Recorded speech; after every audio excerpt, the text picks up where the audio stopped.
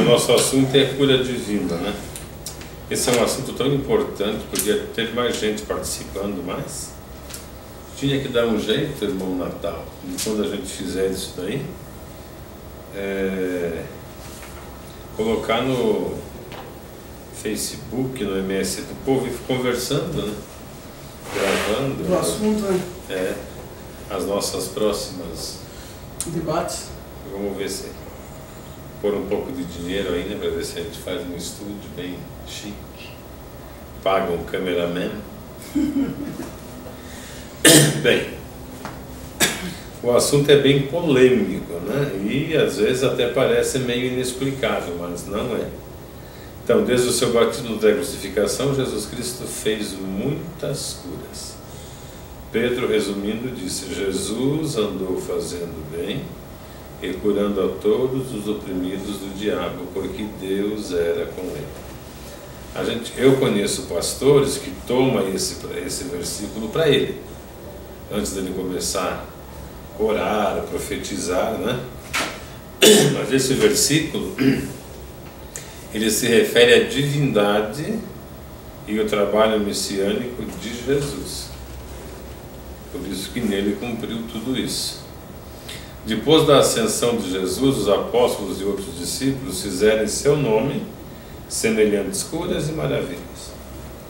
Pedro e Paulo curaram doentes e ressuscitaram mortos, apesar de que os mortos deles foi de algumas horas, né? Jesus também acho que teve um caso de um morto de pouco tempo, acho que é menina, né? A filha do centurião, isso. Mas ele teve uma ressuscitação de um morto de 4 dias. O filho da viúva, né? O Lázaro. Não, o Lázaro. O Lázaro também. Mas o filho da viúva ainda acho que estava dentro das 24 horas, né? Eu já havia... Porque eles estavam levando para enterrar, estava indo ao velório. Agora já havia chorado, né? Já havia passado o tempo prescrito pelo costume judeu. Pois é, mas 24 horas, quem sabe, temos que ver essa questão. Mas eu só quero afastar por causa da catalepsia. A catalepsia tem condição de deixar uma pessoa com sinais de morto por 24 horas, 25 horas. Nós temos na história vários artistas que foram enterrados vivos por causa disso. Mas nós temos bem claro a questão de Lázaro, né? Que a própria Marta disse: Senhor, mas cheira mal. E ele ressuscitou, né? Nós temos Estevão, que fez prodígios e grandes sinais em Jerusalém. Nós temos Filipe, o evangelista, que fez sinais e curas em Samaria. Entre os dons espirituais dados à igreja, vemos os dons de curar. Porém, estes dons não foram dados a todo crente e nunca aos incrédulos, da parte de Deus, essa capacidade de curar, que também é outra coisa que a gente discute, né? Não, mas Deus pode curar por fé. Essa questão não tem a ver com o que cura ou com o que faz para curar, tem a ver com a fé da pessoa que recebe, se for uma intervenção de Deus. Não sendo intervenção de Deus, ela não é da parte de Deus, porque o dom não é dado. As curas feitas por Jesus Cristo, relatadas nos Evangelhos, eram sinais dados ao povo judaico para que o recebesse como Messias, o Salvador divino, que lhes prometera o Velho Testamento. João 12:37. Os milagres contados no livro dos Atos, depois da ascensão de Jesus, eram também sinais para convencer o povo da sua ressurreição e exaltação para ser o Salvador do mundo, né? Para reconhecer Jesus. Mineral, sendo que Deus, esses sinais, Deus já tinha mostrado desde o princípio, lá no início do povo judeu, né? E o Senhor estava dando ali um reforço, né? Através do Filho, mas o povo era duro, assim como hoje, né? Era duro de receber o Messias, porque se a gente vê, junto com Cristo ali, estava abrangendo uma gama maior de pessoas, de povos. E o povo judeu não, ele sempre teve a bênção, o milagre, a cura de Deus, a libertação nas guerras, e mesmo assim foi difícil para eles entenderem, né, esse plano do Messias. E na verdade essa questão de não aceitá-la, ela tinha só a ver com o orgulho, com a soberba humana. Porque o que eles não queriam era se submeter aos ensinamentos novos que ele trazia, né? Ele, como filho do homem, como Messias, ele trouxe verdades que eles não aceitavam, porque arruinaria posições, a questão financeira, a questão social, né? Eu creio que a dificuldade que eles tiveram tenha sido tão grande, mas por causa dessa questão. Já na questão do Velho Testamento, as dificuldades que Deus teve com o povo era a rebelião mesmo, porque o povo sabia que era Deus que usava Moisés, quando abriu a água, quando deu o pão, quando deu a carne. Só que dali um pouco eles se rebelavam, né? Então eram fatores diferentes. O do Novo Testamento, eles não queriam abrir mão da posição, porque eles eram os sumos sacerdotes, eram os donos da religião, e aceitar que qualquer ensinasse, né? E os sinais foram manifestados para que eles crescem, mas não creram. No capítulo 9, Dorcas foi ressuscitada por Pedro. Enéas foi curado da paralisia. Essa cura foi tão excepcional que se tornou o meio de conversão de duas cidades, acho que a planície de Sarão e a cidade ali onde ela estava. Podemos também entender que Eutico, ressuscitado por Paulo, ele era um discípulo, né? Ouvia. Além desses três, não há mais exemplos de crentes curados milagrosamente. Que a Bíblia revela crentes são esses que receberam a cura. Então foi o Eutico, a Dorca, né, o Enéas. Nós vamos ter depois a sogra de Pedro, que na verdade a gente não sabe. Ela não estava morta. Se ela foi curada da febre, né? Febre, exato. Só não sabemos se ela professava a mesma fé, mas eu creio que sim. Além desses três, não há mais exemplos. Lemos de cristãos doentes, né? Timóteo, Epafrodito e Trófimo. Eu queria ler o texto, porque é bem importante. Esses textos são desconhecidos, né? Nós vamos ler Timóteo, então 1 Timóteo 5, 23. 1 Timóteo 5, 23. Depois 2 Timóteo 4, 20. 5:23. Não bebais mais água só, mas usa de um pouco de vinho, por causa do teu estômago e das tuas frequentes enfermidades. Veja, ele tinha dois problemas. Ele tinha um problema estomacal, não é? E tinha frequentes enfermidades. Como o vinho com água destemperado em uma porção de partes iguais era remédio caseiro, Paulo mandou que ele tomasse, né? Hoje você entende, por causa das propriedades da uva, que tem lá um poder meio que curativo. Depois nós temos de novo 2 Timóteo 4:20. Paulo, a Bíblia não relata que Paulo tenha orado por Timóteo, né? Mas também não podemos dizer que não. Mas independente de ter orado ou não houve a cura através da oração. 2 Timóteo 4:20. Erasto ficou em Corinto, quanto a Trófimo deixei o doente em Mileto. Então ele ficou doente em Mileto, né? Paulo também não orou por uma cura. Foi em viagem e ele ficou doente. Vamos ver lá Filipenses 2:27, ao Epafrodito.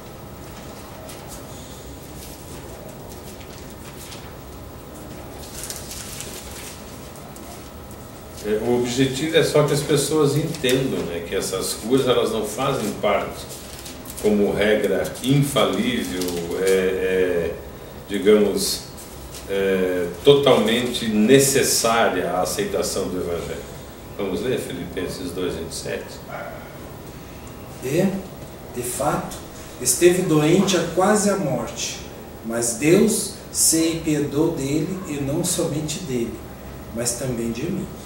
Tá, antes diz que ele ficou doente por quê? Porquanto tinha muitas saudades de vós, todos estava muito angustiado de que tivesses ouvido que ele estivera doente. Não diz por quê? Aí é na tua diz? Não. Epafrodito, ele esteve doente por causa do trabalho daí do ministério. O que diz aí? 27, vê o 28 e 29. Não? Visto que por causa da obra de Cristo chegou ele às portas da morte, e se dispôs a dar a própria vida para suprir a vossa carência de socorro para comigo. O 30. Então, ele sofreu em virtude do ministério. E mesmo trabalhando na obra de curindo a doença pura, ele não teve essa cura tão de imediata. Posteriormente, Paulo diz que Deus teve misericórdia dele. Dá-se a entender que ele foi se recuperando, né? E Paulo agradece a Deus porque seriam duas tristezas, uma para ele e outra pela perda, né? E nós temos ainda, eu acho que a gente vai achar, talvez se eu não tiver comentado aqui, a gente lembra a própria doença de Paulo, que ele diz aos Gálatas, que ele pregou aos Gálatas por causa da doença, e que a doença chegou a escandalizar os Gálatas, né? Então, ele não disse que doença, mas ele era doente quando chegou e ficou doente. Paulo tinha o dom de curar, não o exerceu para restaurar aqueles 3 servos de Deus, pelo contrário, ele recomendou a Timóteo que usasse um pouco de vinho por causa do seu estômago e enfermidades frequentes, que deixou Trófimo doente em Mileto. Não há nada para indicar que Epafrodito, doente quase à morte, fosse curado milagrosamente. Paulo diz que depois ele foi alcançado. Que na realidade o que tem que entender é que o dom não é do homem, não era de Paulo, não vai assim de Deus, não de vai. Deus. Eu não tenho o dom e vou usar da maneira que eu Mas quero. é interessante que os que não eram crentes, tirando aquelas pessoas que nós vimos ali, a sogra de Pedro, Dorcas, Eutico, que caiu da janela, naquelas outras curas Deus tinha um objetivo muito grande e por isso eram feitas. Algumas eles pediram, como o cego de Jericó, mas o homem do tanque de Betesda, ele não pediu. Ele, na verdade, não reconheceu Jesus. Ele não tinha fé. Jesus falou, por que ele falou, toda vez que eu vou, Senhor, mas Senhor como Senhor, né? Toda vez que eu vou, entende? Chega outro na frente. Aí Jesus curou. Então não teve ali uma dedicação para essa cura. Então, o que nós temos que entender como os servos de Deus é que por mais que Deus usa cada um de nós, Ele pode usar quem Ele quer, Ele já diz na palavra, o dom não é nosso, é de Deus. Não tem como, é importante a igreja saber que não tem como administrar esse dom como fazem as igrejas atuais. Exatamente. Elas tentam administrar aqui. Não tem nem como você dizer que garante a cura e nem dizer que Jesus garante a cura. Garante a cura. Porque muitas pessoas falam, não é eu, mas se você vir, Jesus garante a tua cura. Mas isso não é uma verdade. Pode ser que Jesus cure a pessoa, pode ser que não cure. Pode ser que não cure. Então é isso só que tem que entender. Não é que a gente é contra a cura, não quer falar, não, mas você não pode exigir isso porque não está permitido isso. Exatamente. Né? Então outro ponto interessante é que Cristo e os discípulos curavam todas as enfermidades sem exceção alguma, dos que não eram crentes, que vinham ver porque tinham um objetivo naquela revelação. Tinha um propósito. Tinha um propósito. Nenhum doente ficou decepcionado, nenhuma doença foi difícil demais para ser curada. Lepra, paralisia, epilepsia, cegueira, atrofia, hemorragia, doenças orgânicas, hereditárias, crônicas, curavam-na todas. Ele curou todas as enfermidades e moléstia entre o povo. Ao pôr do sol, todos os que tinham enfermos de várias doenças, lhe os trazia e, pondo as mãos sobre cada um deles, os curava. E vieram ter com Paulo os demais que na ilha tinham enfermidades e sararam. As curas divinas eram todas instantâneas e perfeitas. Jesus Cristo não curava parcial e nem demoradamente. Os doentes não voltavam para casa sentindo-se um pouco melhor. Mas logo o homem ficou são. Ela, levantando-se, imediatamente os serviu. Aqui a sogra de Pedro. Jesus falava a palavra, às vezes punha a mão sobre os doentes, imediatamente eram curados, perfeitamente e permanentemente. Mesmo a demora em João 9, 6 a 7 seria de poucos minutos. Vemos das mesmas características nas curas feitas pelos discípulos no livro de Atos. Nem o Senhor Jesus, nem os apóstolos exigiam a fé da parte dos que vinham para ser curados. Em algumas questões, as pessoas, em alguns fatos, melhor dizendo, as pessoas demonstraram ter fé, como aquele centurião, como a mulher cananeia, mas em certas situações Jesus simplesmente curava. É verdade que louvavam e animavam a fé daqueles que tinham, porém não a consideravam como condição sine qua non a cura, condição sem a qual não existe, não era necessário essa fé. Eu sempre digo aos irmãos que essa fé, se ela existir, ela vai agradar a Deus, mas se ela não existir, não vai impedir Deus de fazer a obra. Jesus curou grandes multidões, tanto na Galileia como nos confins da Judéia, além do Jordão. E não se pode supor que cada pessoa em tais multidões tivesse fé. Quando ele curou todos que estavam. Então esses pregadores que fazem cura de massa, eles teriam que curar todos. Mas sai um, sai dois, sai três, sai quatro, às vezes nenhum. Exatamente. Então as multidões vinham para ser curadas e Jesus liberava a cura e curavam todos. Você não viu isso. Isso é uma questão que vai depois, ela vai contradizer aquela promessa, que farão obras maiores do que eu faço. Jesus andou na água, Jesus estou morto de 4 dias, Jesus multiplicou os pães. Então, você não vê no Evangelho que os apóstolos fizeram maior do que isso. Porque, na verdade, aquela promessa, ela diz respeito a todo o contexto, dizendo que os sinais seguiam, mas dentro daquele contexto dito por Jesus, a obra que ele garantia, que eles queriam fazer maior do que ele, porque ele ia para o Pai, era a divulgação do Evangelho, que ele fez em 3 anos e meio. Então, os apóstolos fizeram um pouco mais. E nós hoje, comparando as multidões, fazemos mais do que os apóstolos. Porque é assim, o que a Bíblia diz, ela não pode mentir. O que ela afirma é veraz. Se ela diz, como dizem alguns, ele levou sobre si todas as vossas enfermidades e pela sua pisadura fomos sarados. Se esse texto é físico, nós não poderíamos nunca mais ficar doentes. Porque se não for assim, a Bíblia está mentindo. Ou então não tem ninguém crente. Porque não tem ninguém que não fique doente. Exatamente.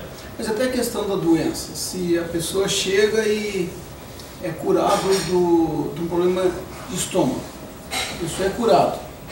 Se ali depois de 6 meses, 1 ano, voltar o problema, o que acontece? É falta de fé ou de repente a pessoa abusou e voltou de novo o problema? Pode abusar, pode ser uma má alimentação. Tem tantos fatores que pode vir isso, Tantas doenças. As igrejas ameaçam que é o pecado, por causa do pecado. Porque muitas vezes a pessoa vem, aí no mês que vem está lá atrás da mesma cura. A gente vê pessoas assim, parece que todo mês está sendo curado da mesma coisa. Ou na verdade não foi curado, Aqui, nós temos que dar um espaçozinho para a neurociência. Dentro da neurociência nós temos a autossugestão, que é usada pelos psiquiatras, pelos psicólogos, por quem escreve livro de autoajuda. A autossugestão, ela é um mecanismo psicológico, cerebral, que ela te causa uma real ação que faz você fazer frente, vencer uma enfermidade. Existem neurologistas que curam com essa prática. Eles trazem uma motivação, Então, a produção de células, enzimas, o organismo tem essa condição. É por isso que eu digo, Nós temos pregadores maravilhosos que, ao invés de pregarem uma profunda palavra, eles usam técnicas de psicologia para que a pessoa se sinta bem, consiga... Tudo bem, né? Só que eu acho que não deveria haver essa confusão, né? Porque o que é se você precisa de uma ajuda psicológica, você vai ao psicólogo. Então, o que vem de Deus, tudo bem, se você é psicólogo, tem habilidade, também não é pecado você usar essa técnica para que o outro se sinta bem, só que tem que deixar bem claro que aquilo é uma técnica, é uma ciência. Nós não podemos misturar o que é espiritual com o que é material, senão nós não teríamos definição bíblica. Então tá, a pregação é boa, a palavra de incentivo, a Bíblia já é uma palavra de incentivo, o pregador sabe colocar, dar exemplos, a pessoa se sente bem. Amém. É uma bênção de Deus? É uma bênção de Deus, é um servo de Deus, mas não tem a ver com o efeito espiritual. Esse efeito espiritual do qual a Bíblia fala, ele age independente de qualquer situação. Tenha fé, não tenha fé, entende? Seja doença incurável, que nem a psicologia, nem a psiquiatria, como no caso do gadareno e assim por diante. Então essa ação é totalmente espiritual. Depois um bom comportamento, cuidando do corpo, lógico, você tem resultados positivos, mas por causa diferente. O que nós não podemos misturar é que tudo isso é espiritual, né? Daí como é que você vai explicar? O macumbeiro cura, o satanista cura, o idólatra cura, o outro cura. Então, eu acho que as pessoas deveriam ter o conhecimento da neurociência, da parte da autossugestão, para poder entender que esse mecanismo é possível. Mas o espírito ele é muito preparado para o sofrimento, para a dor, porque ele quer que com as obras ele alcance a redenção. Então, quando eu cuidei de muitos em hospitais que sofriam com doenças incuráveis, mas eles tinham um comportamento exemplar. E quem ia visitar-los trazia só palavra de ânimo, de encorajamento, frases de pensadores bonitas que levantam o ânimo. Alguns naquela situação conseguiam a cura. Então ali não houve, as curas de José eram instantâneas. Está enrolado, desenrola, levanta e anda. Não tinha uma terapia, fiquei um ano, entende? Porque você ficou um ano fazendo campanha para curar, tudo bem, ajudou, porque o teu pensamento positivo, a tua vontade de sarar, a tua confiança que dá, ele moveu essa questão psiquiátrica, da autossugestão, e ajudou, e você conseguiu. É uma bênção, é uma bênção. E eu não sou contra isso, eu só quero que separe uma coisa da outra. Milagre é milagre. Milagre não se explica. O milagre, a partir do momento que você explica, ele não é mais milagre. Aí ele é um fenômeno, né? Que pode ser natural, pode ser maligno, né? E se for da parte de Deus, ele é um milagre, mas sem explicação. Então, essas questões, elas confundem as pessoas. O ruim disso não é porque a pessoa conseguiu a bênção, porque realmente você ajudar um monte de pessoa que está sofrendo é bom. O ruim disso é que as pessoas se prendem a isso. Daí elas ficam escravizadas pelos próprios que administraram, que manipularam, né? Porque ela pensa, eles ameaçam, né? Se você sair daqui, você vai ter arrumar uma desgraça, se você não sei o que tem, o diabo vai te matar, né? Se o diabo tivesse o poder que os pentecostais dizem que ele tem, ele teria matado todo mundo. Isso é macumba. Ele teria matado todo mundo. Ou você acha que o diabo não põe na cabeça de um chefe de terreiro que fazer uma macumba contra você, contra mim? Pelo menos a gente conhecer eles, principalmente. Mas Deus não vai permitir que isso destrua tudo. Onde estaria a fé do endemoniado? Né? Ou do paralítico em João? Ou do coxo em Atos? Não era a fé, mas sim a necessidade que motivava as curas de Jesus e dos apóstolos. Ele sarava os que necessitavam de cura. Isso está em Lucas. Né? Isso está em Lucas. Chega para cá, irmão Silvio. Muitos foram curados sem pedirem nem esperarem a cura. Pode pôr uma cadeirinha do lado aí. Então, muitos foram curados sem pedirem nem esperarem a cura. Isso daqui acaba trazendo uma intriga, né? Porque o crente acha que só ele tem o direito de receber essa cura. E às vezes ele está lá buscando faz um monte de tempo, chega uma pessoa pela primeira vez e recebe a cura.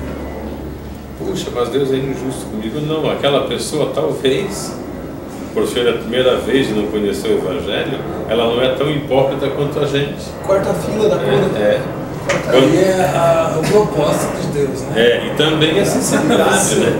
Porque o crente, depois de um tempo, ele fica meio inchadão, né? Como dizem em italiano, si gonfia. Acha que é dono da situação. Muitos foram curados sem pedirem nem esperarem. Todavia, a fé era essencial àqueles que faziam as curas. É diferente do que o pregador faz. O pregador, se ele orar e você não orar, diz que você não teve fé. Mas a Bíblia não ensina assim. Ela ensina que quem pede deve crer. Porque quem se achega a Deus é quem está pedindo, não é? Então, quem se achega a Deus deve crer que Ele existe e que é galardoador dos que o buscam. Sem fé é impossível agradar a Deus. Então, se eu oro para um doente e ele não sara, a culpa não está nele, está em mim. E eles invertem esse papel. E se Deus mostra a pessoa e se Deus fala que vai curar, independente da fé da pessoa não, se Deus mostrou que vai curar, ele vai curar. Vai curar. Por que Deus vai curar e fala, não, agora eu não vou curar porque a fé dele é pequena. Mas será que a fé dele é menor do que o poder de Deus? Ou ela é, vamos dizer, ela impede, ela anula. A fé dele é pequena, anulou o poder de Deus. Não, de Deus, acontece. Não tem como. Vamos ver Mateus 7,16. Nós temos um exemplo ali de falta de milagre por falta de fé. Né? Então, quem vai receber a oração, se ele tiver fé, ele agrada a Deus. E dependendo da vontade de Deus, ele pode ser curado. Mas a fé é requerida de quem faz a oração. Exatamente. E daí também não é pelo fato de Deus não ter curado que a pessoa não tenha fé, porque Deus não quis curar e pronto. Ele é soberano nisso, né? Mateus 17,16. Nós não podemos afirmar, né, que olha, Deus vai curar se você vier aqui e fazer isso. 7,26. 16. É 17, 16. 17, 16. 17.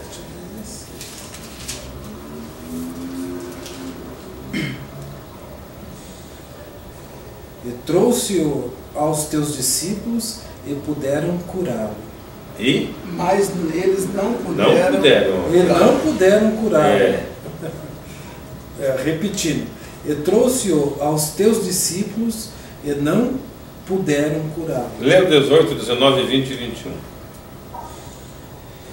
E Jesus respondendo disse: ó geração incrédula e perversa, até quando estarei eu convosco e até quando vos sofrerei?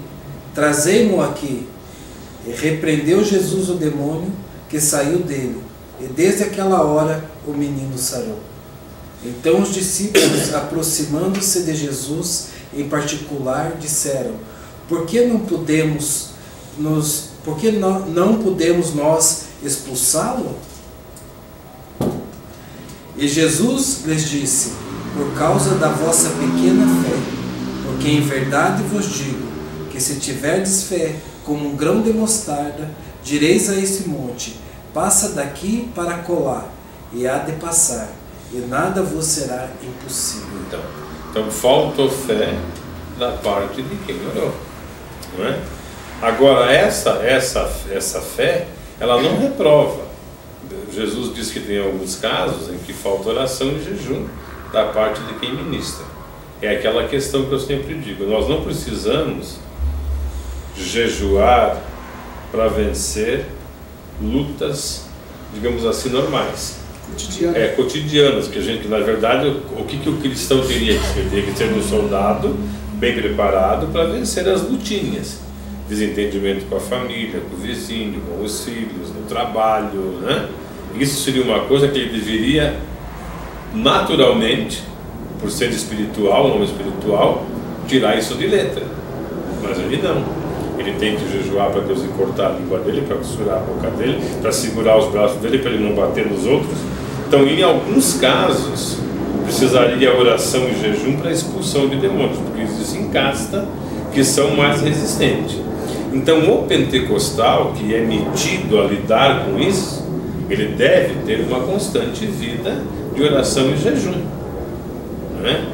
Porque o ministério de expulsar, de lidar com uma pessoa perturbada é uma coisa terrível. Você tem a pressão do próprio endemoniado, você tem a pressão da família, você tem a pressão da sociedade que acompanha, da igreja, que quer uma libertação. Então quem lida com esse tipo de libertação é um pastor que vive atribulado. Eu digo atribulado pela responsabilidade que ele tem que dar conta. Isso, porém, se ele chegar, né, com oração e jejum repreender um demônio, isso não quer dizer que ele seja santo. Essa é uma ação de Deus, que pode repreender muito bem, simplesmente em nome de Jesus. Então isso não faz dele santarrão. Ele vai ser um santarrão no sentido positivo da palavra, se ele for um crente que ora, que jejua, né, nesses casos, mas que observa a palavra de Deus.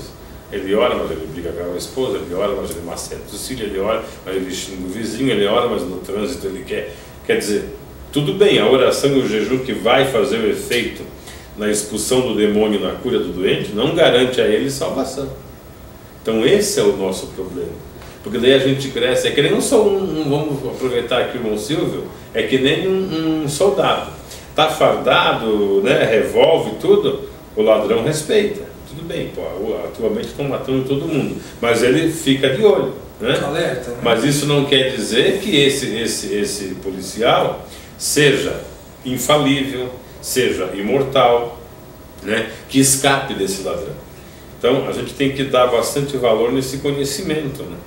E essa parte da libertação exige. Então os dons espirituais foram dados unicamente aos crentes, da parte de Deus, conforme a vontade do Espírito, e os melhores dons tinham que ser procurados com zelo, né? Dentre eles, Paulo fala que o maior, por último fica a esperança e o amor, mas o maior entre eles é o amor, porque é só o amor que vai prevalecer. Por quê? Porque é só o amor que vai levar para o céu. Quem fala em língua, quem profetiza, quem cura, quem tem esperança, até quem crê. Mas se não perdoa porque não tem amor, ele não vai. Então no céu não vai ter essas qualidades, vai ter pessoas que sabem amar, que são os que entrarão no reino. E eu sempre gosto de frisar, tudo que nós vermos de ensinamento bíblico, ela vai voltar, vai se encaixar no fruto do Espírito e nas bem-aventuranças, tanto para o Velho quanto para o Novo Testamento. O ensinamento do reino, do Evangelho do reino, não foge disso. Com respeito à cura divina, muitas vezes cita-se Tiago 5,14. Porém, este trecho não diz que a cura será milagrosa. Diz que a oração da fé, né, que é da parte dos presbíteros, de quem faz, e o Senhor levantará o doente, perdoando-lhe os seus pecados, se a doença for causada por eles. Precisa a fé do presbítero, uma orientação, para que a pessoa que recebe essa oração confesse os seus pecados. Então você não tem que chegar e só ungir. Você vai orar para um doente, você abre a Bíblia, lê esse texto, lê mais alguns que sejam ali textos afins e diz, olha, eu vou orar cumprindo esse mandamento bíblico, vou passar um óleo como sinal, representação de uma cura, mas ela depende do teu coração. Você crê? Você quer? Você abandona o teu pecado, promete mudar de vida? Porque senão pode não acontecer nada. Aí feito isso, você faz a oração e Deus se encarrega de dar a resposta. Não adianta você ir enchendo de óleo, porque o óleo não faz nada. As pessoas colocam o óleo como acima de tudo, né? Acima até de Deus. É o óleo que cura. Quando eu comecei a observar isso, eu fui chamado para orar com uma mulher que estava em depressão na cama, toda encarangada, toda enrolada, sabe? Falava com muita dificuldade, mas ela não estava endemoniada não, era uma depressão mesmo em último grau, travou tudo. E o quarto cheio disso, tinha aparecido até no teto, assim, olhando para ela. Aí eu fui e falei, Senhor, eu vou dentro disso que foi ordenado, eu vou fazer a oração. O Senhor sabe que a minha fé não é tão grande assim, o Senhor conhece, não adianta dizer que eu tenho fé, porque essa fé maravilhosa que some o tripé some, eu não tenho. Mas eu vou explicar tudo isso direitinho para ela, e eu espero, né, que o Senhor me compreenda e que o Senhor responda essa oração. Aí eu falei, estava comigo o Paulo, estava acho que mais alguém da minha família, daí o marido dela, que tinha sido crente de outra igreja, e a sogra que parece que é espírita. Mas a sogra estava do outro lado, né, contrapondo-se aquilo lá. Aí eu li o texto, expliquei, daí ela falou assim, eu creio, a senhora crê em Jesus, que Ele é o Filho de Deus, que é o único que pode interceder acima de todos os santos. Aí ela só não falava, né? Aí foi, então, conforme a sua crença, né? Falei, eu creio que Deus pode lhe curar, mas conforme a sua crença, não pelo fato da fé, mas pelo fato da senhora estar renegando a idolatria. Eu fui nela e crendo em Jesus, Ele vai fazer essa obra. E eu ungi e saí. Mas cá entre nós, como tinha muito santo, eu não esperava mesmo que Deus respondesse. E 2 dias depois minha mãe me ligou, dizendo que ela já estava andando, por ali, cantando, fazendo as coisas. Ela sarou. E ela era levada todo dia para o hospital psiquiátrico em uma ambulância buscar, para fazer terapia. Mas estava feia. Aí tentaram voltar para a igreja, mas o marido dela começou a beber. Aí ela acabou indo com ele para a bagunça. Hoje está doente de novo. Não é a mesma doença, é uma outra doença. Mas então isso tem que ser explicado para quem vai receber a cura. Falou, tem um compromisso de você com Deus. Deus pode até te sarar agora, te curar, e mais tarde você ter dificuldade por causa da tua crença, da tua falta de fé. Mas não pela fé em si, por crer em outros santos, por repartir, né, aquela glória de Deus com outros. Então essa unção de Tiago, ela é recomendada, mas tem que ter feito assim. O pessoal geralmente faz no poder do óleo, não interessa muito outras coisas. Está ungido. Pastor, nessa questão de oração, fazer unção, tem 2 questões. Uma, já foi falada, a questão do presbítero, que muitas denominações só é permitido quem tiver a função de presbítero. E daí outras pessoas, como quaisquer ou outros membros, não é dado esse direito de ungir. Mas isso também é antibíblico. Na verdade, não existe parâmetro para isso, né? Porque todo crente em Jesus, ele pode ungir, ele pode batizar, ele pode casar, ele pode distribuir a ceia. Porque em Cristo todos são sacerdotes reais. A igreja, ela põe uma ordem, né? Eu também não sou, assim, digamos, a favor de que todo mundo unja para não banalizar. Mas quando tem grupos de oração, grupos que visitas, por que essas pessoas que fazem visitas, por que elas não podem ungir? Certo que não pode, não há banalização, né? A questão de chamar os presbíteros da igreja, porque os presbíteros aqui, eles trabalhavam como supervisor, auxiliar do pastor. E tendo o pastor uma dificuldade, principalmente na época do Antigo Testamento, que não havia internet, não dava de mandar pelo correio, né? Então os presbíteros que faziam a supervisão, eles passavam e ungindo. Por que presbítero? Por ser uma pessoa mais idônea, com mais conhecimento da palavra, que estaria apto para ensinar e não fazer cura assim.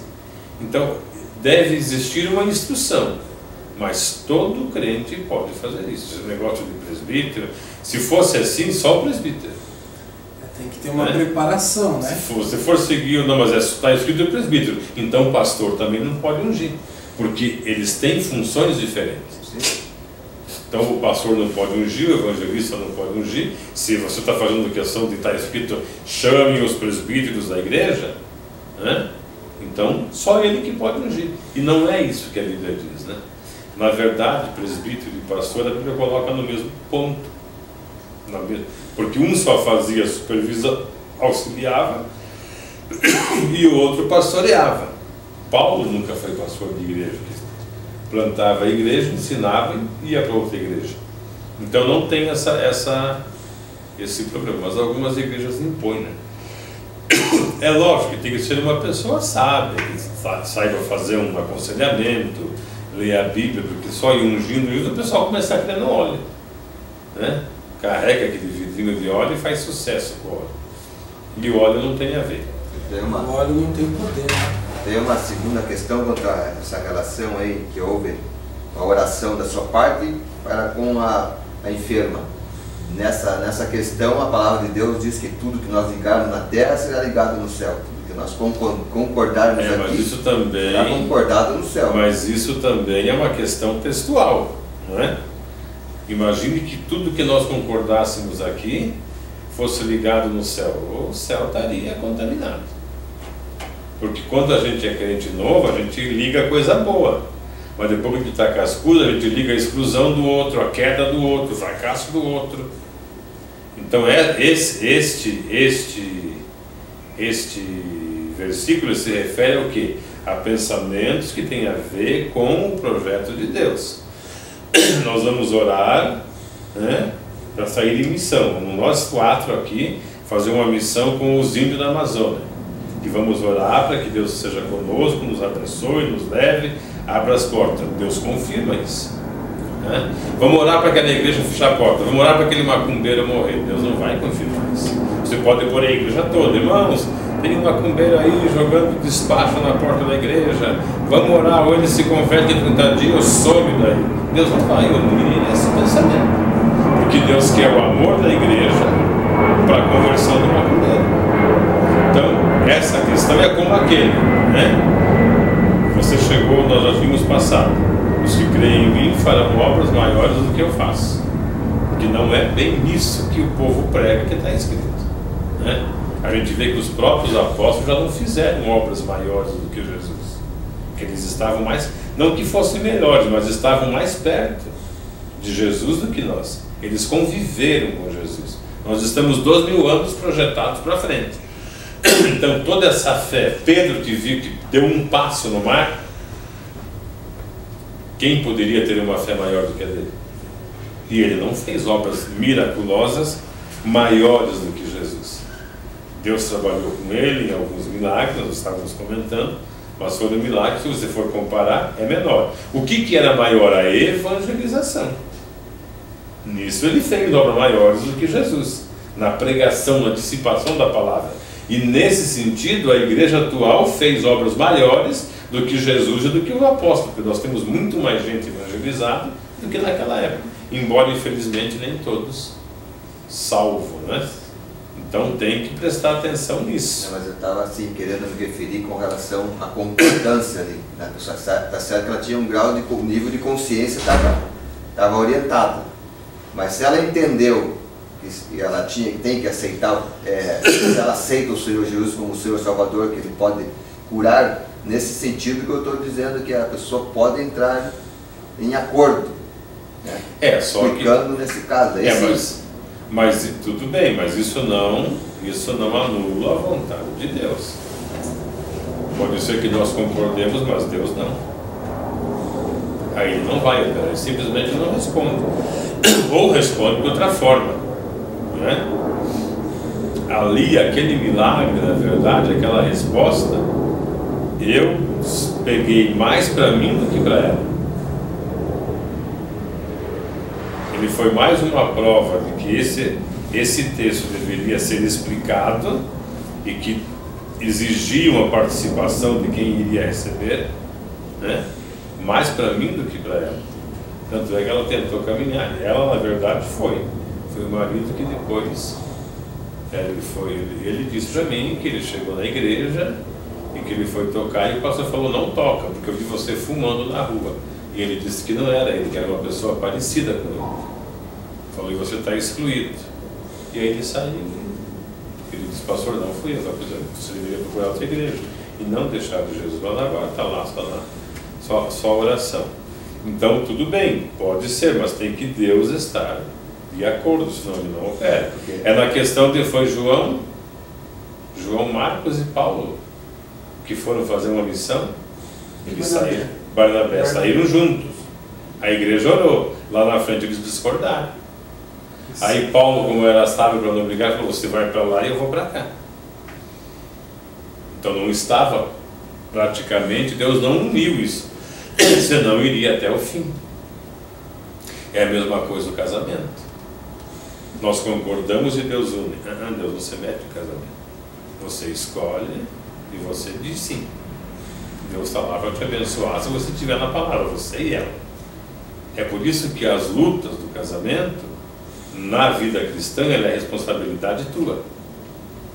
Não foi Deus que mandou casa com a Maria, e se o profeta profetizou e você casou, você se ferrou. Não só na vida cristã, né? Não só na vida cristã. Na decisão do indivíduo. Na decisão do indivíduo, porque nós temos o livre-arbítrio, né? Porque o casamento não é só... Você, por exemplo, escolheu ser bombeiro. É uma bênção, você salva vidas, Deus pode te dar vitória, você pode morrer no seu trabalho. E não tenha nunca... Quem não conhece, mas era crente, era pastor, ia na igreja, e Deus desse chamador, não está aí. É o que eu digo, o compromisso de Deus conosco é a salvação da nossa alma, se nós nos enquadrarmos nos parâmetros bíblicos. Por isso que a bem-aventurança, ela é o espelho, está aqui. Fora disso, é difícil. A nossa sociedade, por exemplo, é uma sociedade voltada para o ódio. Só que ninguém aceita que nós odiamos. Todo mundo repele, principalmente crente, porque sabe que quem odeia o irmão é homicida. Não nasceu de Deus, mas dentro de nós está o ódio. Ele faz parte da nossa natureza. E dependendo daquilo que nós aprendemos ou não aprendemos, é muito mais gostoso odiar do que amar. Por quê? Porque amar é humilhante, amar é pequena, amar rebaixa, o amar traz sofrimento e o amar traz perda. Por exemplo, eu entro numa dificuldade de vida e vocês vão me ajudar financeiramente, né? Depois, quando eu sair dessa e for lá grandão e estiver bem, essa ajuda que vocês me deram, apesar de ter sido uma ajuda, né, ela vai sempre ser uma marca de fraqueza também. Porque eu sei que, apesar de todo mundo me conhecer como o fulano, vocês sabem que eu sou fraco, que eu chorei, que eu reclamei, que eu murmurei, que eu não tive dinheiro, que vocês conhecem a minha fraqueza. Agora, se você me odeia, né, eu vou fazer uma campanha de oração contra o pastor, eu faço outra daqui, porque eu quero vencer você, eu quero mostrar para você que eu sou mais forte que você. Melhor, isso é uma reação do ódio. E isso leva à morte, leva a tantas coisas. Só que nós não aceitamos, mas ele faz parte. É por isso que quando Cristo entrou com o Evangelho do Reino, volto de novo, que a base é lá das bem-aventuranças, ele revolucionou tudo. Vocês viram o que estava escrito, né? Olho por olho e dente por dente. Mas eu digo o contrário. Se o teu inimigo te bate, dá o outro rosto. Se pede para caminhar, caminha 2 vezes. Se pede a túnica, dá a capa junto. Ele trouxe totalmente, ele trouxe o amor. Só que o amor é fraqueza. O próprio Cristo sofreu isso. Satanás riu dele. Os sacerdotes riram dele e toda a turba que estava lá riram dele por causa da fraqueza. Ele era um homem fraco, é aquele fraco da bem-aventurança. Bem-aventurados, pobres de espírito, os humildes, é aquele lá. Porque para mim te perdoar um mal que você me fez, eu vou sofrer. Se é uma briga, você chega aqui, discute, xinga meus filhos, e me mete a mão na cara e vai embora cheio de razão. Quem viu isso vai dizer, nossa, mas o irmão Ederaldo é frouxo. Covarde, é frouxo? É frouxo, é covarde. Até minha esposa e meus filhos podem dizer isso, mas você é um covarde, você é um frouxo, você não defendeu, você não deu a troca, você não... Isso não faz parte do Evangelho. Essa é a nossa dificuldade. Isso não faz parte do Evangelho. Eu gosto sempre da igreja onde eu nasci, apesar de algumas dificuldades. Mas quando eu era bem jovem, um pastor que era bem conceituado, ele falou, olha, eu vou ensinar uma coisa para vocês que são jovens, e vocês nunca esqueçam disso. Nunca. Nesta vida, o crente nunca tem razão. A razão é do diabo. Eu guardei, mas eu falei, meu Deus. Ele falou, não, o crente não tem razão, porque você não é daqui. Você é um cidadão estranho. Se você vive o Evangelho, você é estranho ao mundo. E você nunca vai ter razão. Quando você falar que Jesus é bom, vão dizer que é ruim. Quando se falar que Jesus salva, vão dizer que é mentira. Quando falar que Jesus cura, não queira provar. Creia você e viva você o Evangelho. Naquele momento eu não entendi nada. O crente ele tem que ter razão, tem que andar certinho, tudo bonitinho. tinha, e tem que ser respeitado, mas é o contrário, por causa do mundo. Então esse ódio, ele convive conosco, e é muito mais gostoso odiar do que amar, porque odiando eu mostro o meu poder para ele. O que é aquela longanimidade? É você tendo o poder de destruir o teu inimigo, por amor à alma dele, não fazer isso. Para você fazer isso, você vai sofrer chacota, vai sofrer todas as afrontas possíveis.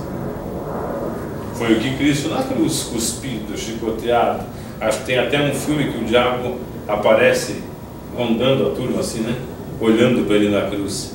E ele firme, porque ele sabia que se ele exigisse a razão dele, os direitos dele, e descesse daquela cruz como o povo queria, o diabo se envergonharia, mas o povo não teria salvação. Então, por amor, ele suportou tudo calado. Você olha que exemplo. E meça a dificuldade que nós temos para ter essa qualidade. Daí a insistência: busquem o reino de Deus, as outras coisas vão ser acrescentadas, sejam vigilantes, orem e vigiem para não cair em tentação, cuidar. Então, tudo isso para trazer você a essa questão, porque a sociedade, ela te ensina. Você diz que eu sou justo, eu sou perfeito, eu sou isso, eu sou bonzinho, mas nós matamos, nós roubamos, nós traficamos por conta da sociedade que nos obriga a fazer isso. Então odiar é muito mais fácil. Você me dá uma panelada, eu te jogo um galão de gasolina e te toco fogo, você desapareceu. Todo mundo vai me respeitar. Não mexe com esse cara que ele te queima. Não mexe com esse camarada. Quer dizer, se você tem amor, se você é uma pessoa do bem, aí você é um frouxo, você é um coitado. E o ego vai lá em cima. Vai lá em cima. Mas essa é a questão. Foi esse o transtorno que Cristo trouxe e removeu. Falou, não dá.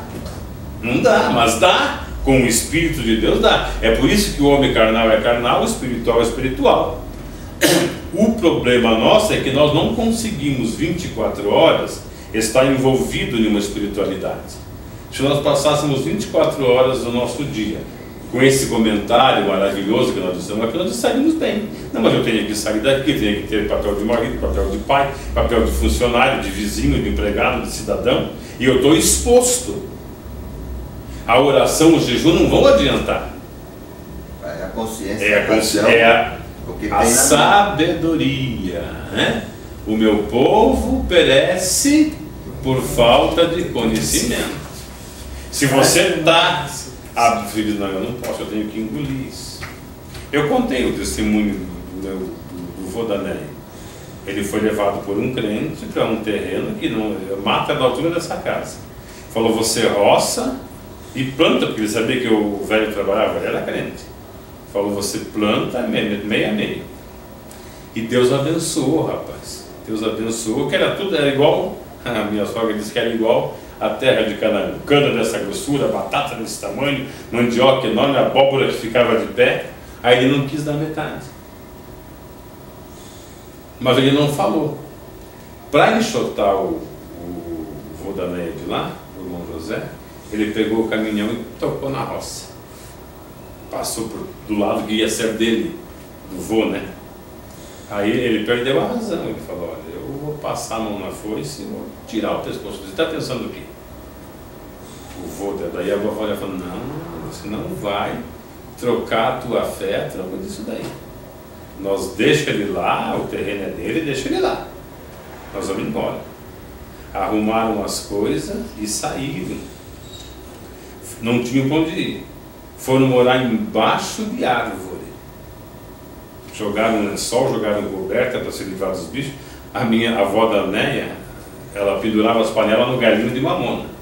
E ficaram lá até Deus providenciar outra pessoa que acabou porque ele trabalhava, ele fazia roça, essas coisas assim. Porque ele estava livre de todos os direitos de meter a mão naquele cidadão. O mínimo que ele podia fazer era dar uns tapas. Mas ele preservou a fé, a mulher soube aconselhar.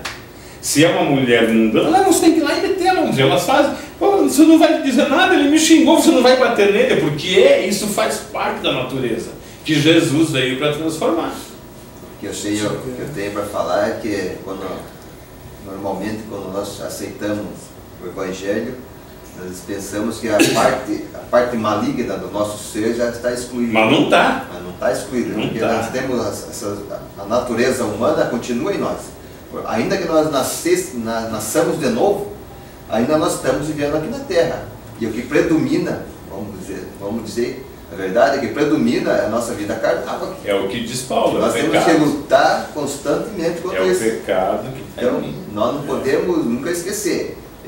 Quando a pessoa é sábia, entende essa situação, que ela é maligno por uma natureza, ela vai controlar bem, porque ela tem um equilíbrio nisso tudo.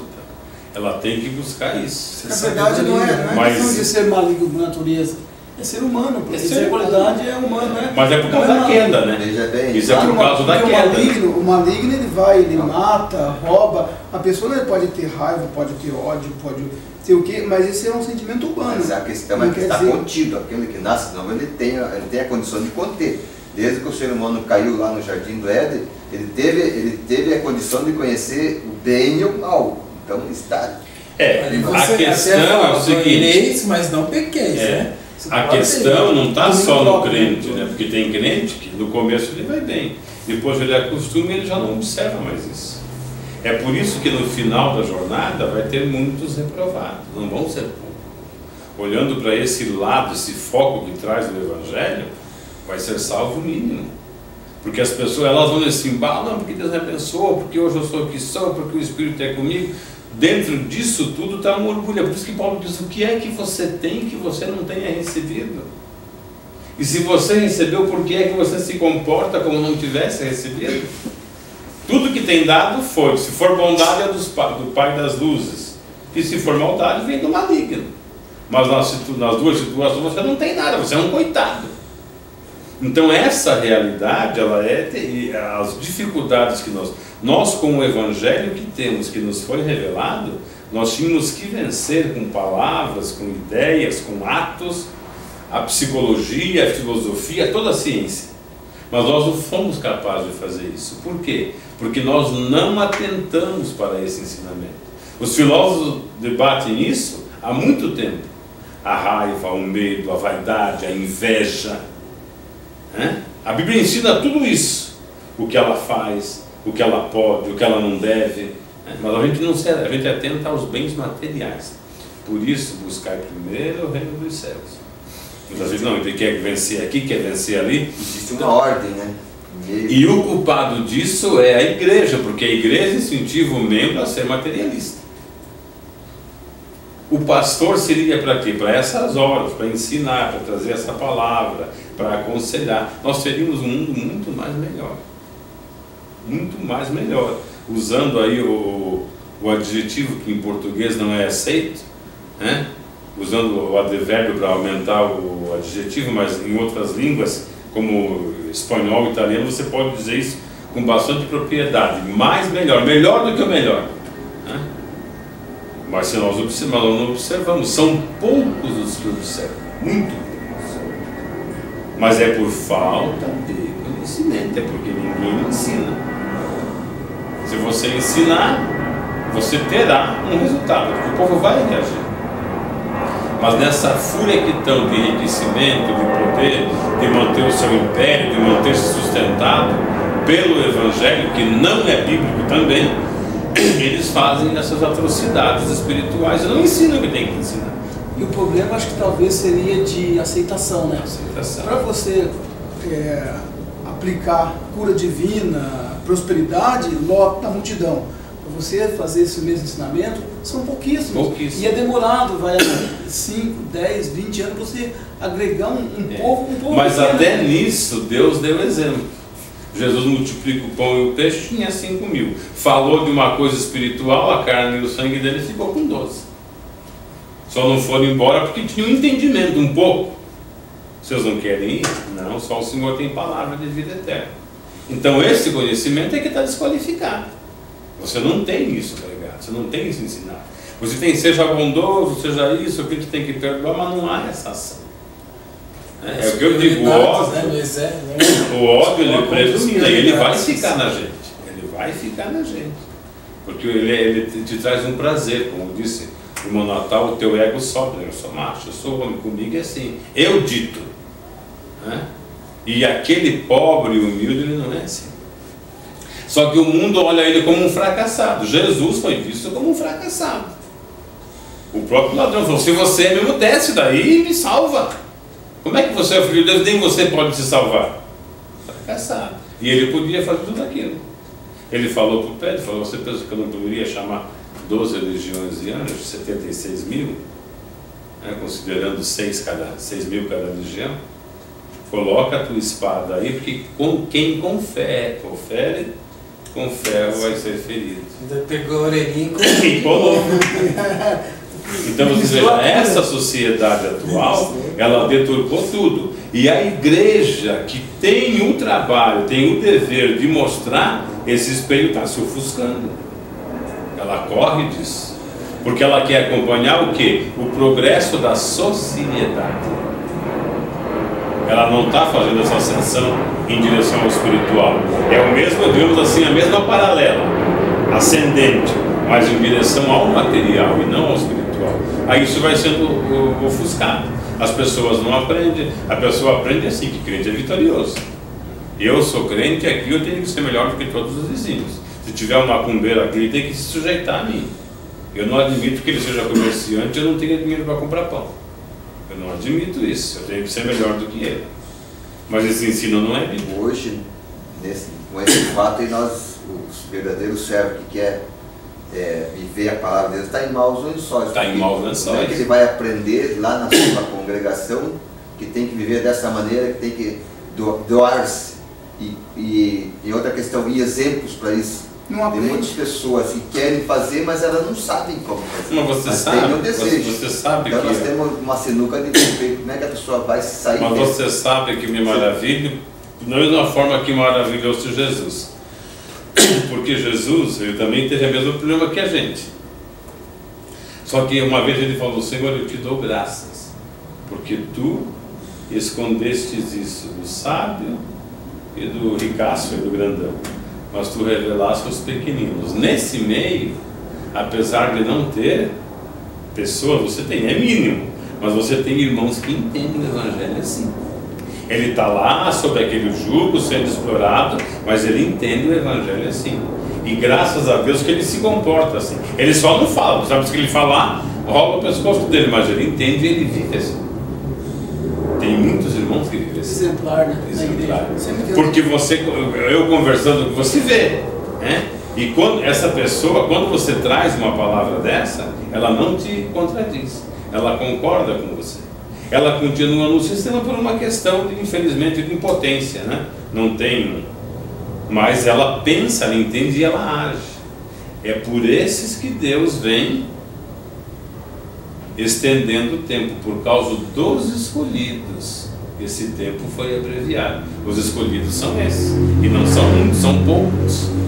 Aí depende do conhecimento, alguns com um grau menor, outro com um grau maior, mas estão vivendo aquilo que receberam, no mínimo, pode ser no mínimo que receberam, mas estão vivendo aquilo. Quando a pessoa, verdadeiramente, quando a pessoa, Silvio, ela ama a Deus de coração, mesmo sem que ninguém diga, ela percebe, porque a palavra fala com ela.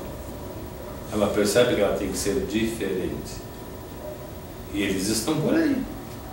E são esses que vão subir. Então é uma coisa que isso deveria ser, se nós tivéssemos uma sociedade voltada para esse ensinamento, totalmente evangélico, né, nós seríamos uma bênção, como bênção para o mundo. Somos. Seria um congregado muito mais maior e mais, nós teríamos mais salvos do que menos salvos. Nós temos a balança está assim, digamos, mas desse que estão aqui, a metade, ou menos da metade vai ter que ser. Porque se você não consegue ter essas qualidades, você está. Então a nossa briga, a nossa campanha de jejum, de oração, ela tem que ser feita para a busca dessa capacidade. Oração para a cura do câncer, não, tudo bem, né? Oração para a cura do ódio, oração para ganhar, saber amar, oração para suportar, tinha que ser isso. Desfocalizado. Ele emite luz porque é de Deus, está fora do foco que é Jesus. É que na realidade as pessoas usam isso para trazer, para encher multidões, né? Agregar, né? Agregar. Bem, Assim vemos que Deus cura por vários métodos. Ele pode curar milagrosamente, por meio de crentes que têm um dom de curar, ou pode curar diretamente, sem curador nem remédios, em resposta às orações do doente ou de outros.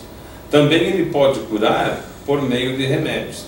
O seu modo mais comum em todos os tempos não é pecado, né? Curar com remédio, e nem falta de fé.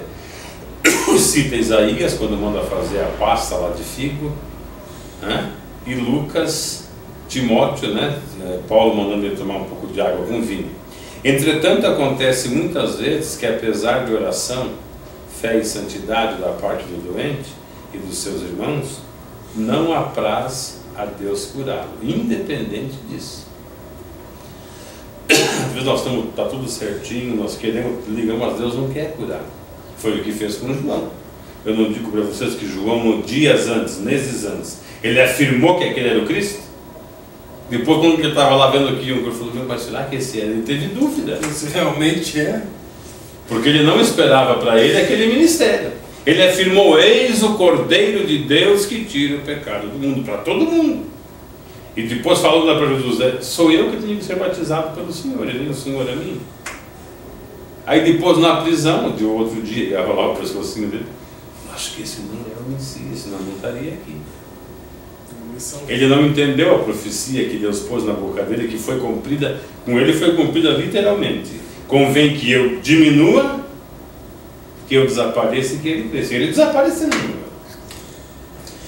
Só que ele não conseguiu entender. Daí Jesus, como sabia que ele era judeu e conhecia os sinais do Messias, ele falou tudo isso. Vai lá e diz que cego enxerga, surdo ouve, paralítico anda, os oprimidos do diabo são libertos e a todos é anunciado o Evangelho.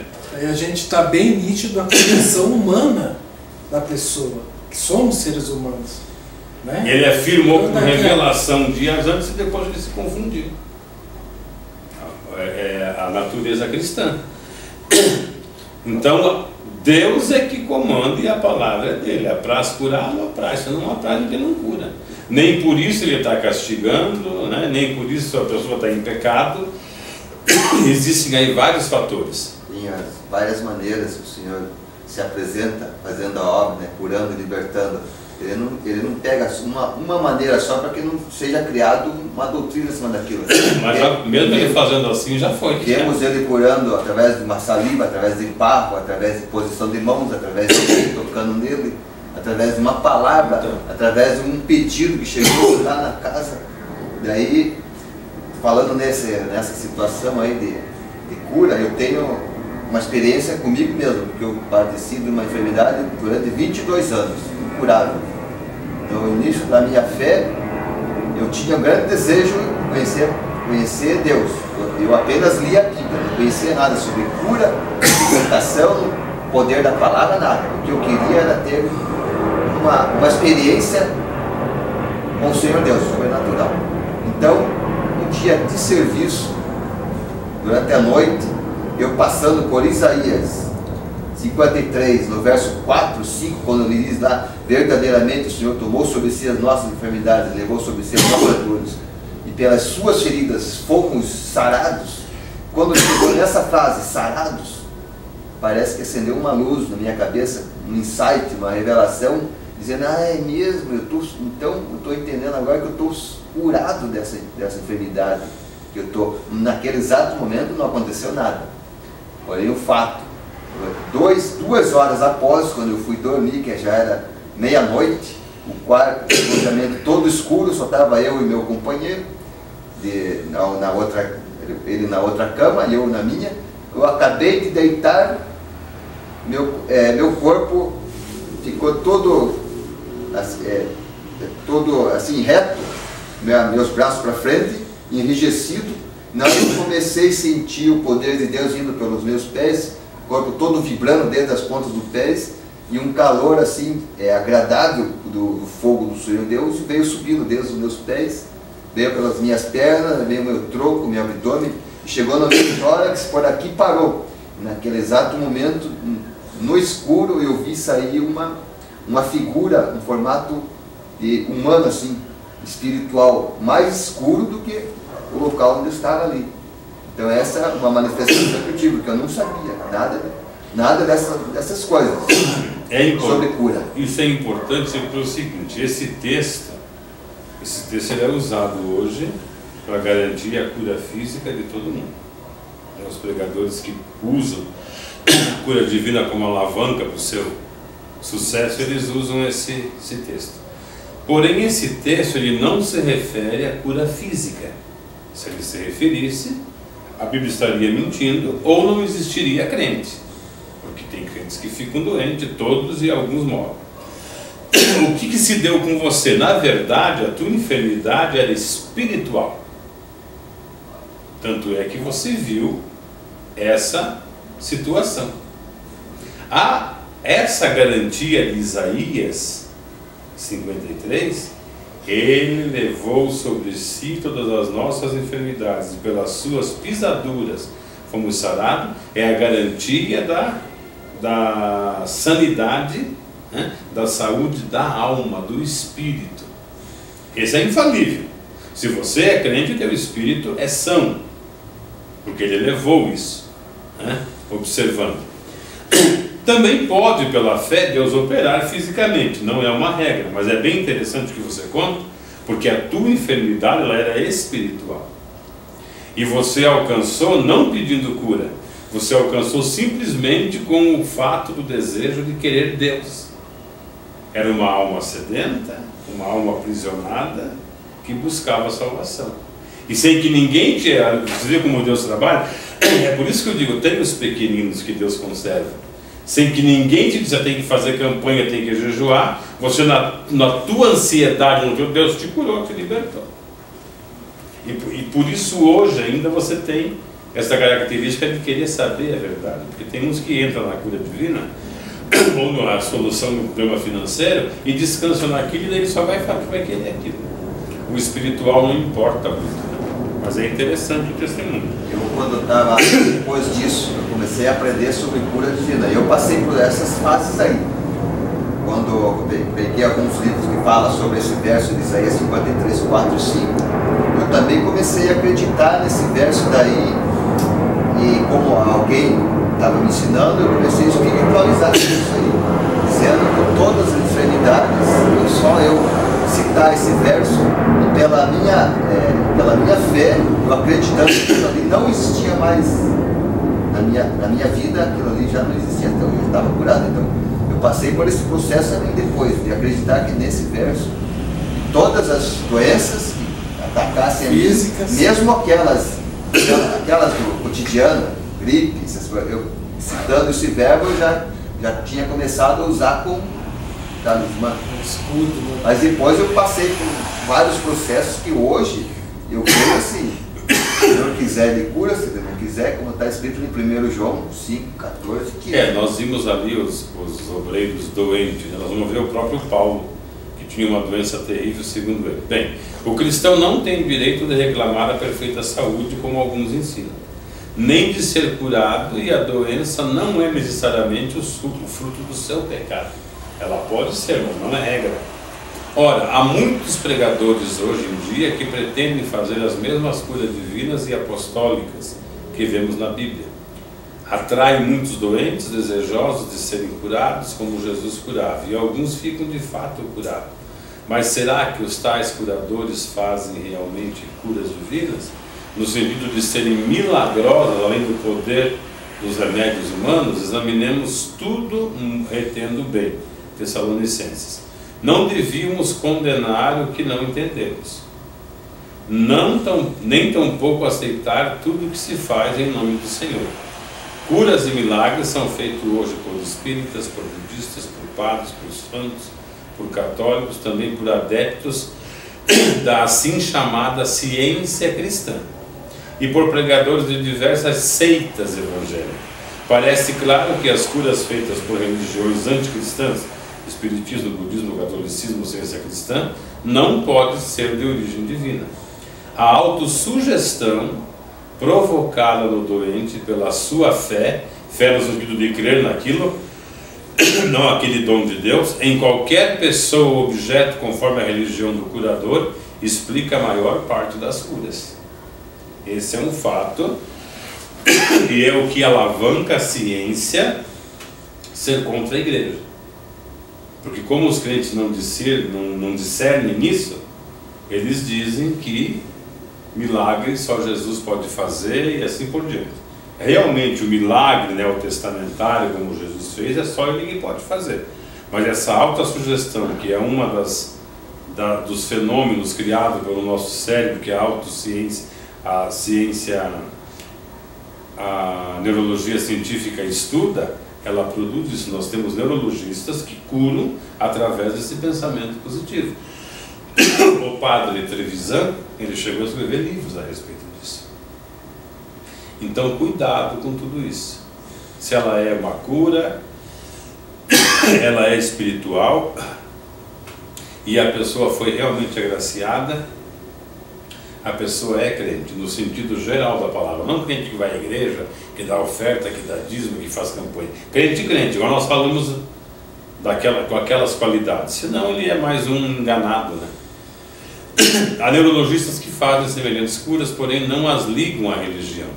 Se no ambiente daquelas religiões anticristãs há curas realmente milagrosas, não devido à autossugestão, a sua origem não pode ser divina. O que é divina vem de Deus e pronto. É uma coisa que a gente não pode discutir para não agredir, não ofender o outro, mas tem que tomar cuidado para não aceitar. Qual deve ser a atitude do cristão para com as curas divinas feitas por pregadores evangélicos? A maior parte destes, mas não todos, pertencem a vários ramos do pentecostalismo. E não se pode duvidar que muitos deles são verdadeiros crentes em Cristo. As suas curas podem ser avaliadas, comparando-as com aquelas de Jesus e dos apóstolos, para ver se eles realmente têm o dom. Eles curam a todos que pedem? Não. É como eu disse, Jesus curava todos da multidão. Quando ele curava um é porque ele fazia a cura individual, mas a multidão saía curada. Então isso quer dizer que aquela cura não foi de Deus? Não, mas que ele não tem o dom que ele diz ter de curar. Ele orou e pela fé, por Deus se agradar, alguns foram curados. Para ele fazer a obra maior do que Jesus, ele tinha que curar pelo menos todos, porque Jesus curava a todos. Curam a todos que pedem? Não. Curam toda espécie de doença? Não. Doença funcional ou orgânica? Não. Pessoas, por exemplo, que chegam sem perna. Eu já vi pregador orar para a perna crescer, mas a perna nunca cresceu. Pode acontecer? Pode. Quem delibera isso é Deus. Por que Deus está tão duro e não faz isso hoje? Por causa do comércio. Deus, na verdade, ele retrai. Ele mataria a igreja. Se Deus operasse curas divinas como nós pedimos, ele destruiria a igreja. Porque eu acharia que eu sou Deus. Quando eu sou um pregador de fama, o povo já me acompanha. Imagina fazer um milagre desse. Jesus não queria que ninguém acompanhasse ele. Curou o gadareno, vai testemunhar. Curou o outro, vai testemunhar. Ele trouxe os apóstolos. Quando tinha 5.000, ele deu uma mensagem e foram tudo embora. Mas esses pregadores não eles arrastam multidões. É antibíblico. Então, se Deus fizer a cura conforme nós queremos, ele mata a igreja. Imagina aqui no CMI. Nós abrir aquela portinha e começar a curar todo mundo. Nós vamos destruir toda a nossa igreja em volta aqui. Ó. Vem Batista, vem todo mundo aqui para cá. Vai trazer um monte de dinheiro, porque ofertas que sejam real cada um é dinheiro. Nós vamos nos empolgar. Eu já vou vender meu golzinho, vou comprar um carro, eu já vou dar salário para vocês, salário bom. Já tiro você do bombeiro e pago aí uns 10.000 por mês. Então Deus ele fica assim, entendeu? Ele se retrai um pouco, mas... Por que a obra do Senhor veio fazer é salvação? Só pode ser salva doente ou não doente. Então, é aquela história, foi uma criança. Para nós acreditarmos no Senhor Deus não precisa que haja uma cura. Nós temos que acreditar na obra que Ele fez, na palavra dele. É a mesma coisa que você dá um carro para uma criança, ou para uma pessoa não habilitada. Não é mesmo? O habilitado já faz bobagem, imagina que não é habilitado. Então, cura não. As curas são instantâneas e perfeitas e permanentes. Tem que olhar bem nisso, né? Nós falamos que a pessoa busca a cura do mesmo problema várias vezes, né? Às vezes nem curou. Creio que a resposta de todas essas perguntas tem que ser não. Seria melhor então se deixássemos de afirmar que curam, como Jesus e os apóstolos curavam, pois não é verdade na maioria das vezes. Há outros, todavia, que com maior modéstia dizem que têm o dom de curar, semelhante ao que foi dado pelo Espírito às igrejas primitivas. A Bíblia fala em dons, não dom de curar, indicando uma variedade de manifestações dessa graça. E não podemos negar que através dos séculos houve crentes em muitos lugares e pertencendo a diversas seitas que tinham o poder de curar doentes na falta de remédios ou médicos. Seitas, hein? O Espírito reparte a cada um como crer, como quer. E o cristão que recebe este ou qualquer outro dom vai praticá-lo onde há necessidade, com modéstia, sem barulho, sem o intuito de atrair adeptos para a congregação a que ele pertence. Se ele não fizer isso, ele se perde. Se ele receber o dom e não agir desta maneira, ele está reprovado no arrebatamento da igreja. Ele vai ser aquele que curou, expulsou, profetizou e praticou a iniquidade. Porque ele vai convergir, vai fazer uma conversão de tudo isso para proveito próprio. Ele está errado. Ele está pecando grandemente contra Deus. Ele recebeu o dom, então esse aqui é o ministério dele. Você não vê os profetas? O que os profetas tinham? A maioria morava no mato. Calabouço. Uma caverna. Quando Naamã ofereceu o dinheiro para o profeta de Israel, falou: eu não quero. Vai lá e lava no Jordão. Quer dizer, ele nem falou, né? Mandou falar. Mandou falar, nem saiu. Porque ele já sabia que ele ia tentar lisonjear. Olha aqui, esse monte de ouro, essa coroa de pé. Aí o diácono, o presbítero, sei lá ele quem, né? Geazi, correu e falou: não, meu senhor não quer, mas eu quero. E Deus revelou para o profeta. Quando o Geazi chegou e falou: por que você fez isso? Você fez isso, mas meu senhor, então tá bom, a lepra dele vai passar em você. Que coisa aí. Então, se ele tem o dom, esse aqui é o ministério. Se ele fizer diferente, ele tá... os outros podem se salvar, mas ele está reprovado no Evangelho. A gente vê a grande responsabilidade, né, de ter dons, a pessoa buscar dons, que isso depois pode se virar contra ele próprio. Eu creio que na atualidade o mais sóbrio é fazer como fazem os batistas, né? E como fazem até os testemunhos de Jeová, que apesar de serem seita por causa da divindade de Cristo, né, eles aceitam a enfermidade ou o problema com uma naturalidade e oram para que Deus possa ajudar, sem promessa, sem eu sou da cura, sem eu curo, e Deus assim ele opera, mas ele fica livre para operar, sem comprometer ninguém. O irmão tem um problema, vamos na reunião da igreja, vamos orar para que Deus abençoe esse irmão, para que Deus, né? Irmão, entende? Se for uma coisa especial que Deus fizer, eu não quero limitar. Deus pode simplesmente usar o Natal e dizer: Natal, põe a mão no Everaldo e ora por ele que eu vou curar. E o Natal faz Deus ficar curado. Aí o Natal sai, eu tenho o dom de curar. Aí vamos, eu tenho aqui todos os exames, pega a minha rainha, irmão, olha aqui como é que eu estava, olha aqui, não, olha tudo entupido. Vai lá, fala comigo, ele falou: estava entupido. Ele pôs a mão e me curou. Lá fica o Natal com os seguidores tirando proveito disso. Está errado, é pecado, ele vai se perder. Eu vou me salvar, porque vou ficar mais alegre do que sou, e ele vai se perder. Você vê a situação, né? Não sejamos fanáticos, nem crédulos. Crédulo é aquele que acredita em tudo. Nem seguidores de toda maravilha. Ser um curador divino, conhecido como cristão verdadeiro, pode realmente nos curar? Deixemos-lo curar-nos. Os remédios são bem caros hoje em dia, então é uma opção. Mas não abandonemos a nossa fé, nem sejamos idolatrados nele.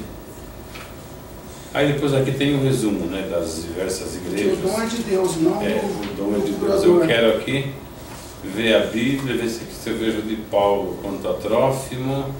Paulo esteve enfermo. Vamos ver Gálatas 4,14? Olha o que Paulo disse. Isso aqui são um exemplo de todos os obreiros doentes que Deus não curou. Gálatas 4,14.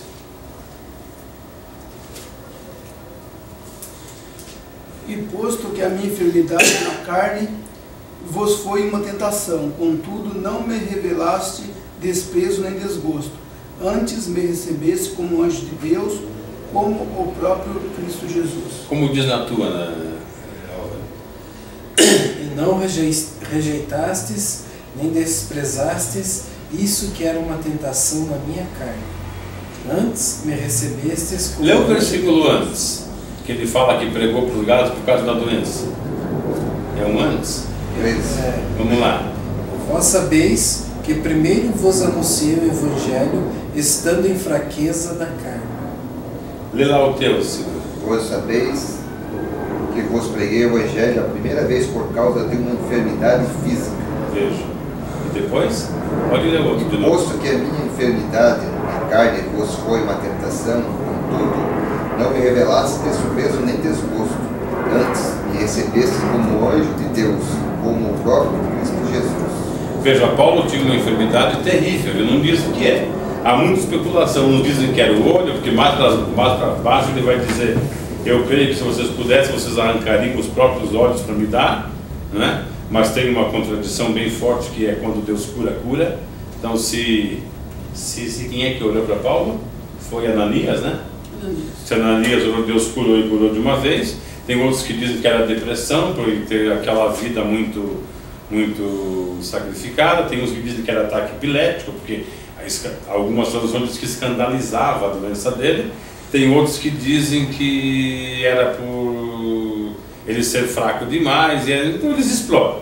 Não interessa o que era, interessa que ele tinha uma enfermidade.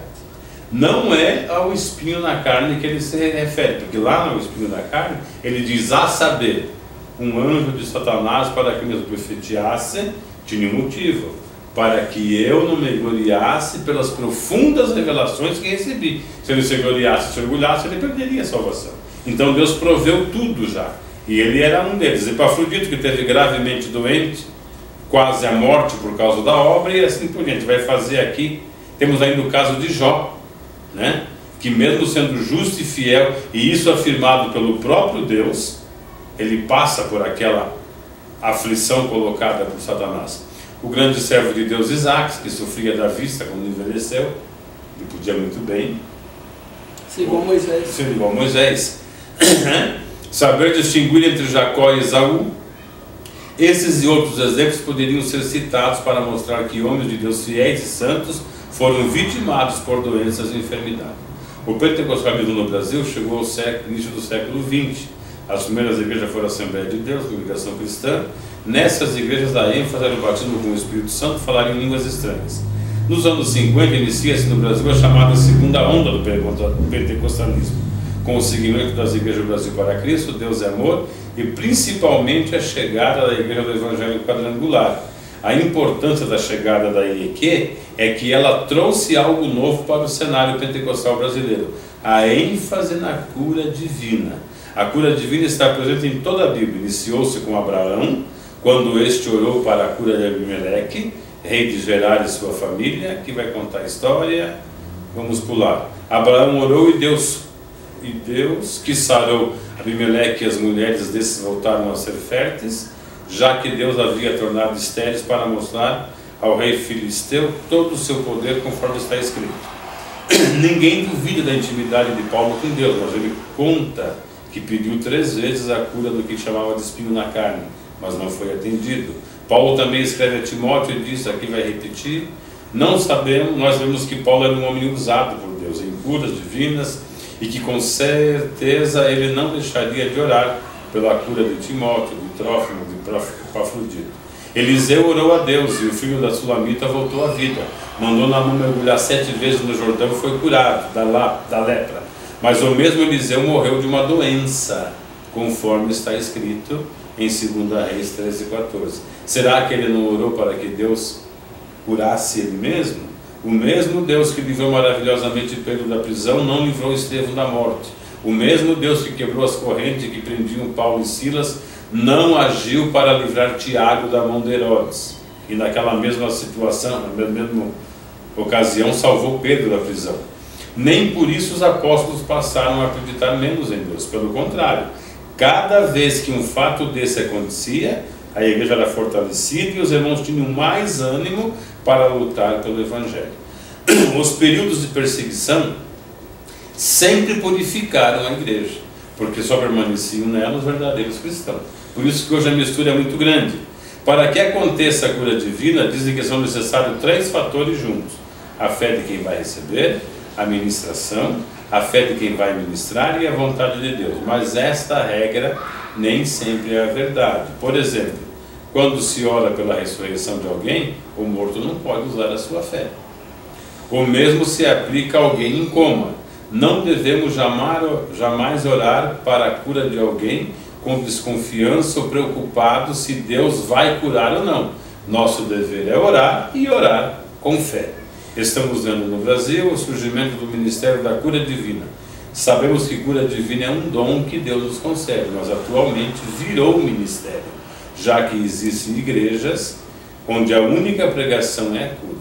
Mas é bom que todos saibam que mesmo nessas igrejas que mostram uma cura por minuto, em todos os que vão até lá são curados, o problema é que ele só mostra os que receberam a bênção. Aí fica a impressão de que lá ninguém sai sem cura, sem um milagre. E aqui é só um resumo desse fato que acontece hoje e que acaba de uma certa maneira devastando aquela ideia de evangelho, de crente, de homem de Deus, de mulher de Deus, né?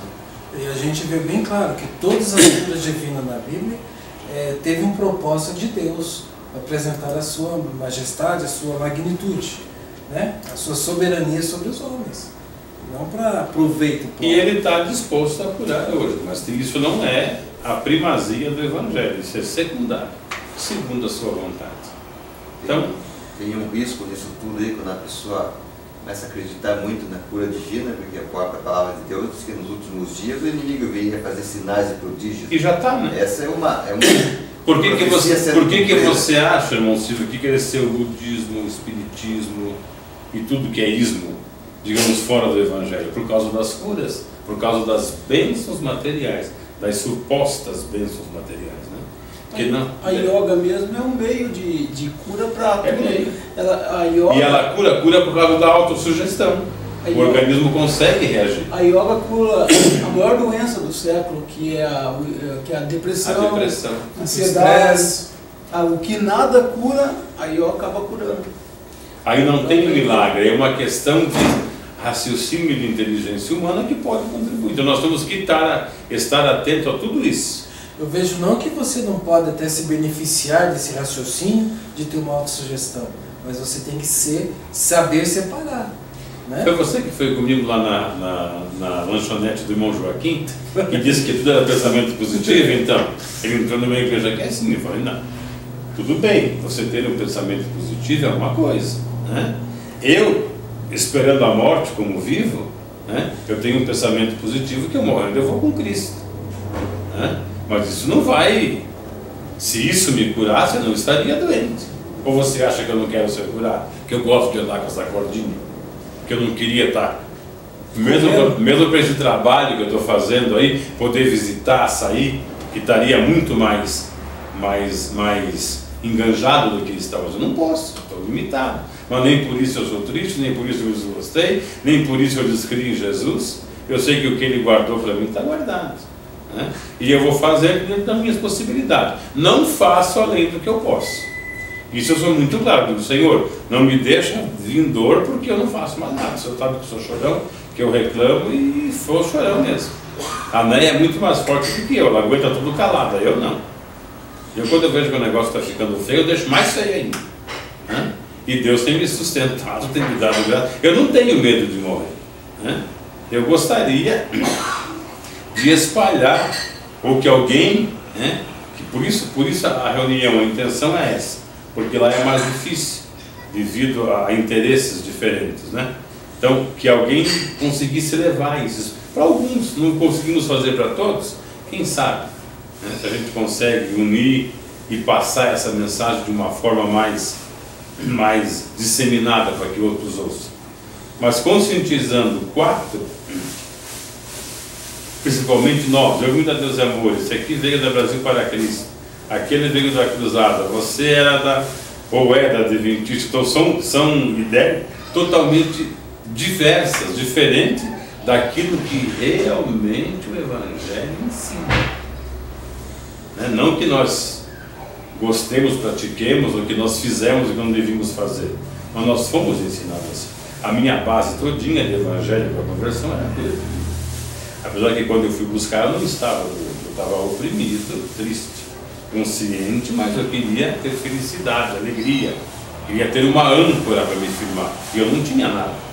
Envolvido muito cedo com o Espiritismo, eu achava que eu estava condenado e perdido.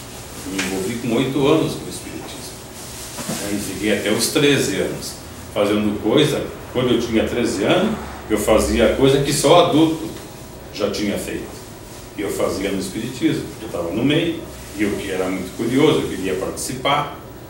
Então eu dizia, meu Deus, quando eu encontrei salvação e a mensagem, eu não fiz o que Paulo, não endureci, não, eu me entreguei mesmo. E eu criei nisso, eu fui para o Evangelho por isso. Eu era pobre, passava fome, passava frio, tinha dificuldade e continuei assim. Eu só melhorei financeiramente, quer dizer, não que eu tenha dinheiro, mas que eu posso comer, posso dormir, posso vestir, depois que eu casei, que Deus abençoou a nossa vida. Graças a Deus, Deus deu uma esposa que sempre me ajudou, e os sogros são maravilhosos, eu não tenho queixa dele, nessa questão de você ter relacionamento, de se dar. A nossa questão mais é religião, então não se fala em religião, pronto. Eu tenho com eles o que eu não teria com a minha família em si, Minha mãe, por exemplo, que é muito agressiva nas suas atitudes, a minha sogra não é assim, ela mede muito a consequência para mim. Então Deus abençoou em tudo isso. Tudo que eu pedi foi abençoado. Então, eu não tive essa questão material, nunca tive essa preocupação. Lógico, você pode ganhar mais, honestamente, é uma bênção. Mas a minha ida para o Evangelho não foi essa procura, foi de salvação mesmo. Por isso que eu tento preservar. Eu estou quase morto agora, eu quis que eu morra salvo pelo menos. E essa visão foi que mudou. As pessoas vêm para ganhar um veículo, sei lá, vem por vários motivos, não ser aquele que deveria ser, que por amor a Cristo, mas eu creio que não, isso não é só nós que sabemos disso. Tem muita gente que sabe disso e tem muita gente que prega isso. Tem ministérios fora do Brasil que pregam essa verdade. Eles são poucos, porque não usam rádio, não usam televisão, não vêm fazer programa na mídia. Agora com a internet, está mais barato, você até acha alguns sites que divulgam. Teve um que começou, o Ictus, o Hugo do Leão. Eles fizeram uma página, não tem mais a página. Era um grupo de irmãos que pensavam dessa maneira. E eles chegaram a crescer, tiveram uma comunidade. Mas não, depois apagou. Ou se eles têm, não está aqui. Sabe? E a perseguição é por causa dos irmãos. Dos irmãos normais, digamos assim, que nós somos anormais. Os normais que atacam, Porque não, isso aí não, dízimo não pode tirar, não, oferta, não tem. Acaba. E daí eu acho que o outro é um pregador americano, que faz esse trabalho nos Estados Unidos. Também é um pouquinho assim que aceita, mas tem aceitação. Então não é só nós que sabemos disso. Eu creio que em cada lugar Deus tem preservado, porque tem gente que tem compromisso com o Evangelho e tem gente que não tem. Acho que agora eu falei demais, alguém olha para o nosso seminário, por favor. Grande Deus, eterno Pai, obrigado, Senhor, por essa oportunidade que o Senhor nos concedeu mais uma vez de estarmos aqui reunidos para podermos falar um pouquinho e acrescentar um pouquinho o conhecimento a como te servir melhor, Senhor. Deus de amor, Deus de bondade, abençoa cada um, cada família representada, despede-nos em paz para os nossos lares, ó Pai, no nome do Senhor Jesus. Amém. Amém.